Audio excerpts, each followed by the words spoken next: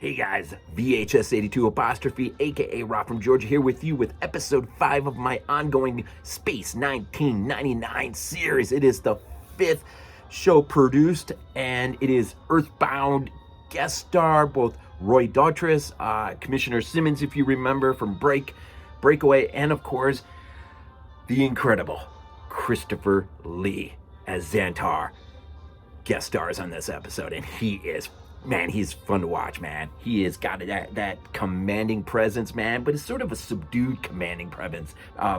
It's almost, I don't know, man. We'll get into this, man. So Earthbound, man. Commissioner Simmonds is back, and he, man, this show, I think the core of it is, a lot is said about this show as, it's at the top of the heap. In terms of, the best shows in this 2-year run, in terms of its writing, the story, plot structure, coherence, it just, everything jives, man, seemingly almost perfectly. And, for me, Breakaway, Black Sun, and this one in particular, they happen to be my favorite of the first 5 so far. This has an incredible 3-act play. And this really, the whole story does really revolve around Commissioner Simmonds, his longing to get back to Earth at all costs.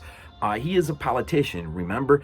And Koenig, who is in command. So, here is a politician, basically is a fish out of water, stuck in a place where he has no effectiveness, no influence, nothing. He is just this free-floating politician, and he does not feel at home, and he just wants to get out of there at all costs. And so he is the the constant thorn in the side of Koenig, right? And so, but you have this story unfold with Earthbound, where at the beginning of the show, we're in a command conference, and it's like Koenig's in there. I think Paul's in there. Bergman, Helena. Of course, Commissioner Simmonds is hanging around there, right? And this is where, right off the bat, Commissioner Simmonds makes his feelings known that way more has got to be done in order to turn this thing around and get back to Earth. And Koenig is very affirmative, and that is just a scientific impossibility. But Simmonds won't rest, man. Now you have this blue, weird, sort of looking, almost mushroom-like in a way, spaceship that is on course, as we'll find out, to Earth, but it is interrupted because of the moon. Because the moon is just randomly, or maybe not so randomly, bouncing around out there. And so this spaceship ultimately ends up crashing on the moon, on the lunar surface, right? And so I think, the most important maybe exchange of conversation that really goes far to wrap the narrative of the structure of this show around takes place actually, not surprisingly, between Commissioner Simmonds and Koenig. And Koenig is getting his team ready to go out and meet or get to this crashed ship and see if there's anyone alive on it, and and see what they can do, right? So Simmonds makes this point. Simmonds says, I don't want to get it wrong here, but Simmonds says, Koenig, I think I better come along. And Koenig replies, Commissioner, right now, I need a doctor and a scientist out there, not a politician. And I think this is the crux, man. This is one of those main points that the entire show revolves around. Now, remember, this is in the mid-'70s. You've had, Vietnam, the aftermath. That's coming to a conclusion. You've got, eventually, can't think right off the top of my head when Carter comes in here, but, you're going to have runaway, some bad inflation, gas prices. Just a lot of domestic turmoil, and people are not going to be very happy. You talk about the works of Tobe Hooper, Wes Craven, even early John Carpenter. This is just an unsettling decade, and people are venting. And this show is an interesting way because it really takes the idea of the politician, and we'll see by the show's conclusion, perhaps how the writers feel about politicians. And so, well, Simmonds doesn't get his way. Koenig, Helena, and Bergman, they go out, and when they go in there, now it's funny, this brings to mind, Planet of the Vampires. Eventually you'll see movies like Aliens, and just, movies where you'll see a group, come into another ship, and just how that kind of unfolds. Now, when they do, I believe there's like 6 people, and it kind of is reminiscent of Space Seed, the early Star Trek episode. It's funny, I think, I think once in a while you may see Space Seed take a nod or two from Star Trek where it's applicable. And then, of course, we'll see, like with the motion picture, it took a pretty serious nod from one of the specific episodes earlier in Space 1999. And so there's this kind of, back and forth a little bit, Space 1999 is definitely, I think, its own unique thing, right?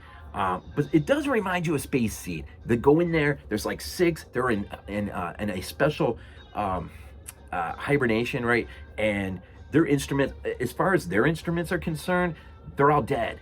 And so they make the decision to open one up. And when they do, inadvertently, out of ignorance, as Zantor will be willing to give very easily, they kill one of the crew members. Now this triggers the main computer of the ship to waken everyone else, and of course Zantor, the leader, who is Christopher Lee, he basically fills them in that they are on course. They've been out there for like 3 centuries, and they're on their way to Earth, and of course the pathway of the moon has sort of interrupted that, and so they'll come back. Now Simmonds, will establish this idea that now that there is, a loss of a crew member from Zantar's crew, which they're from the planet Kaldor, they are Kaldorians, an interesting race, very tall, very commanding, but they come from a people that is dying out, man, and this is why they have left to find a new home to settle, and for whatever reason they choose Earth to come to. And it's interesting, we find out that if they're not accepted, they're just basically all going to commit mass suicide. It's kind of really sort of an unnerving story as it unfolds. But Simmonds, when he realizes that there is a chance to hop, and not even just hop aboard and get a free ride back to Earth, he's willing to allow this race of people, these humanoid people from Kaldor. He is actually willing, as a politician, they're expendable. He's willing to take their ship and take 6 of them from Moonbase Alpha back to Earth. Koenig's not going to have any of this. This is the commander of this installation who basically is the only restraint from Simmonds running amok, politician running amok. Big surprise, right? Not really. And so, Simmonds, eventually, Koenig will decide, once the hibernation sleep has been figured out, that Zantor's main computer can effectively scan and prepare for one of the Moonbase Alphans to sleep for the next 75 years on their way to Earth. Once that is established, and it's a fact that one of them gets the lucky ticket, or maybe not so lucky. Remember, Moonbase Alpha has been ripped out of Earth's orbit, and this is a story that doesn't get a lot of conversation. Now, there is a few mentions in this show where, Koenig at least once or twice might make the point to Simmonds, we don't even know what kind of an Earth we'd be going back to.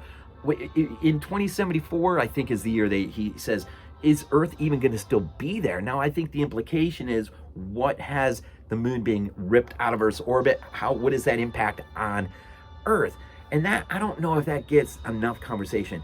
And what's really lacking in this episode, the only thing I think lacking, this episode is freaking superb because it has a superb bookend, man. You've got this established issue between Simmonds and Koenig, and then you'll have one of the best resolutions to that. We'll get to in a minute here. But if we don't have no idea what's happening on Earth. The tides are all crazy. There's chaos. There may be earthquakes, volcanoes. Chaos actually may be, happening, which might have, we don't know. It could have caused for wars, for resources. We just don't know. And it's never mentioned.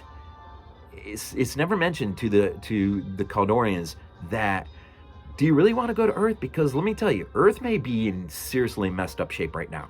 And I don't even know if Earth 75 years after the moon, or however long it would be exactly, I don't know if Earth would be receptive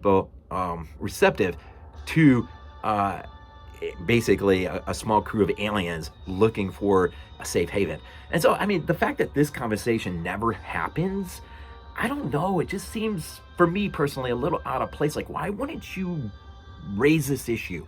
Like, I don't know. Anyways, so I said there's like a 1, 2, 3, act. The middle act has much to do, I think, with Helena Russell's character. She is sort of like the guinea pig to see if the main computer on Zantor ship can effectively scan the matrix, the genetic matrix, and see if one of them can actually go to sleep the way they have created it, which is perfect.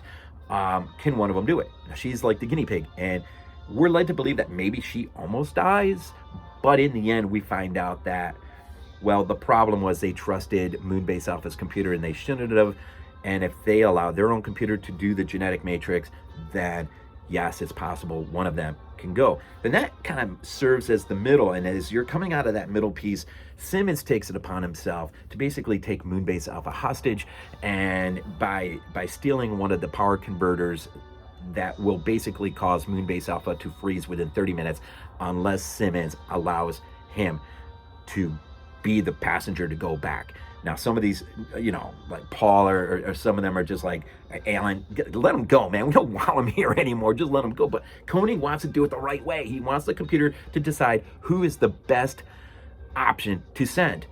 And Simmonds ain't going to hang around for that.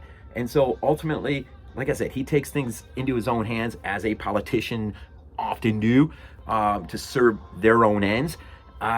He will basically force himself onto the ship. Spoiler, big spoiler. I'm going to reveal the end. If you don't want to hear the end, see the show first. If you don't care, here we go.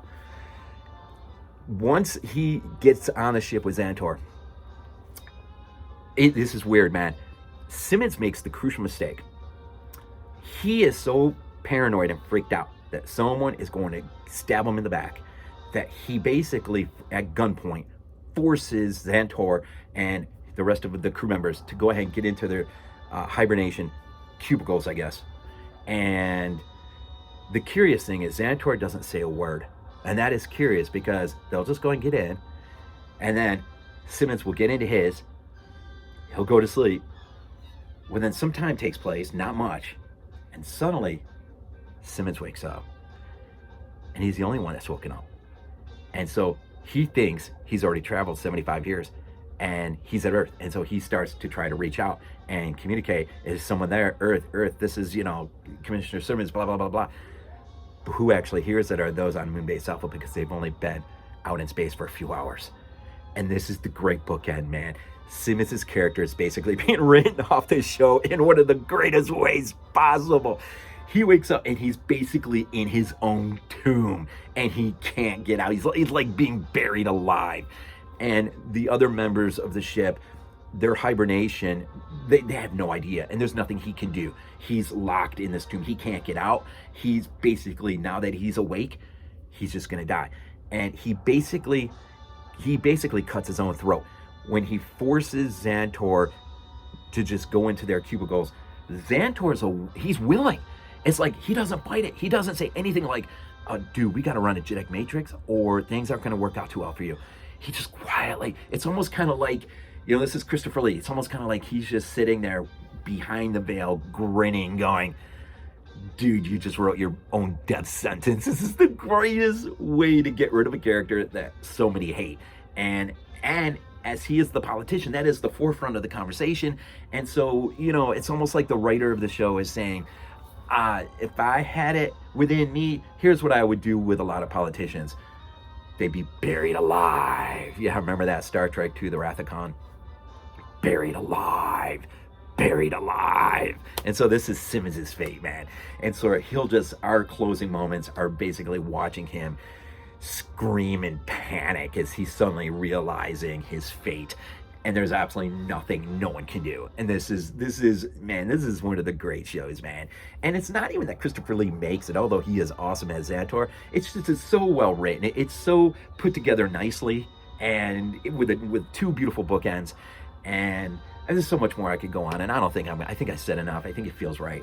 This is a great show, man. This is a really good one in the series, and so but my only critique, even with a show so well done, I just don't understand why we don't have a scene involving Bergman, Helena, and Koenig explaining to Zantor that you may not like the Earth you go to, especially in light when Zantor says, Koenig says, or maybe it's Helena that says, well, what happens if you get there and they don't accept you? And that's basically when he says, well, I mean, we'll just commit suicide.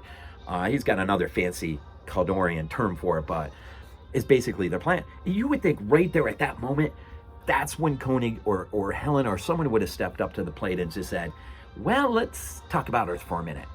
Earth may be in total chaos. We don't know. But that conversation's never had. And I think it just could have been, it could have been interesting. Does that change Zantor's mind? Does it make it more complicated, or maybe too complicated? Then what do you do with them if they don't want to go? Let them live on Moonbase Alpha forever? I don't know. But anyways, so that's my only, don't even call it a gripe, but it's, I guess it's part of the story that intrigues me so much, and it stays so much in the background, which is good because that continues to fire your imagination. Like, what is happening on Earth right now? So anyways, this was a wonderful show.